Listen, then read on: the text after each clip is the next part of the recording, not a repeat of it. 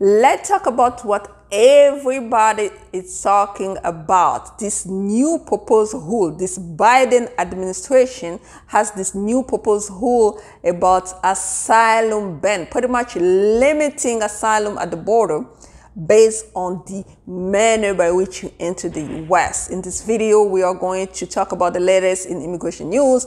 We're going to discuss some facts. We are going to discuss some stories. I'm gonna answer some random questions that were asked to me. Bijoux Ngwanda here, immigration lawyer in the DC metropolitan area. If you're new to my channel, again, go ahead and subscribe. If you're not new, welcome back. Thank you for subscribing, and please do not forget to hit the notification bell so you don't miss out on anything. If you enjoy the content, you go ahead and share, like, don't forget to comment below. Also follow me on all platforms. We have TikTok, Instagram, Facebook page, Facebook group. Especially for Instagram, really, we really need you to step in, because I'll be doing live on Instagram, so that way you'll be forced to follow me on Instagram as well. We do talk a lot on employment base. By the way, H-1B visa registration opened on March 1st, 2023. Well, really, it's time to actually register for that H-1B visa. That's the first news, right? H-1B visa registration already happened on March 1st, 2023. Then we have a news that is actually floating around with this Biden administration trying to come up with a new rule on asylum. Okay, well, what are they really trying to do? They are trying to limit asylum altogether. They are trying to do pretty much a ban on asylum at the border. Why? Because people get here illegally. But remember that some people, whether they get here illegally, they get parole in terms of at the border, they get arrested, put in detention, then paroled to the United States, then they can apply for asylum. But if you want to limit all that altogether, then we wonder what is the intent behind that, right? Because asylum, it's a law, right? So it's pretty much a law that allows people to apply, and if warranted, then they get granted asylum. So this administration, really, what they're trying to do is just saying that, well, if you get here illegally, you were banned from applying asylum. In other words, you have to have a visa. Well, is it really going to work? I don't think so, because this asylum law has been here for long enough. I don't think this law is going to pass. I think it's just a way for Biden to deal with the pressure that he's getting from the Republican as far as the border security is concerned, right? So if you're going to address border security, in my personal opinion, I think that they should address it differently, not to ban asylum altogether, right? That's not how it works, right? You just have to have different measures in terms of who can basically benefit from asylum. But banning asylum is not really the way to go. And not to mention that, why are they multiplying a lot of programs when they cannot really just handle one thing at a time? And we find out that it's now pretty clear to us. It's not like we find it out, but it's pretty clear to us which way this administration is trying to lead us, okay? And we know how we're going to respond in 2024, right, based on those things. Well, if they can't handle this, we can't handle them either in 2024. It's just like we go where our interests are. That's how we work, okay? So that's the number 2 type of news we have.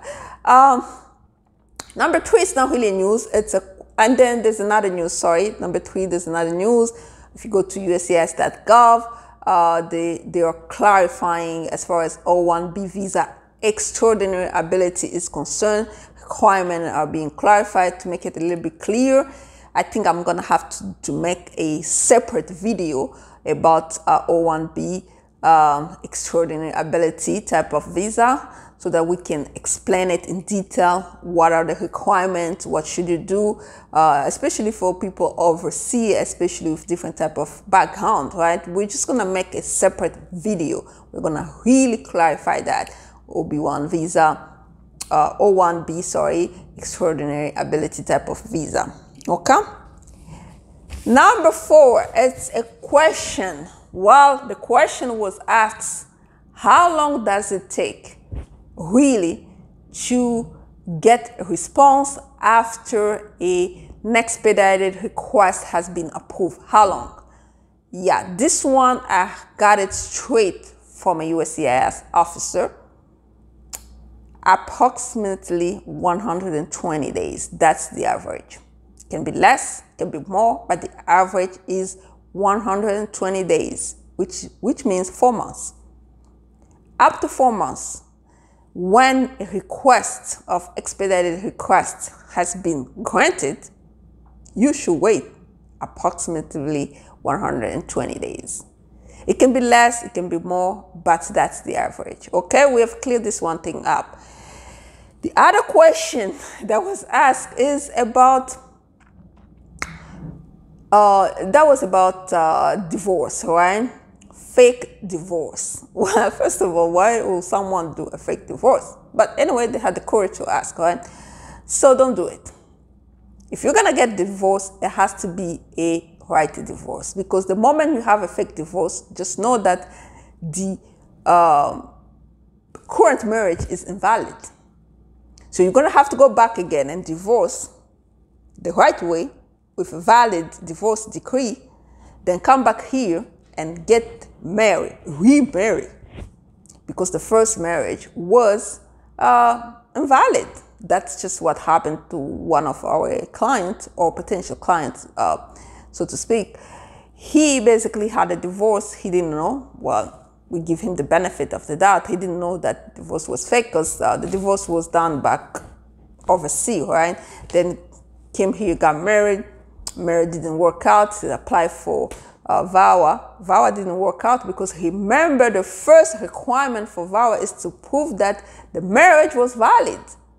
On the basis of just that the divorce was fake, meaning that the marriage in question was invalid.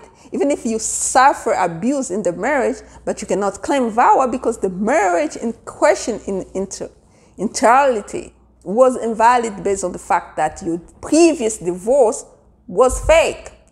So you see how he wasted all his time and money because of that one mistake, things to avoid. Okay, and the last question, or the last point, is what should I possibly do to put myself at the forefront of an immigration case? That will be the question that I will answer in my next video, because I have to really make it really point by point. Stick, because the next video will be about it. Thank you. Until next time. Bye-bye.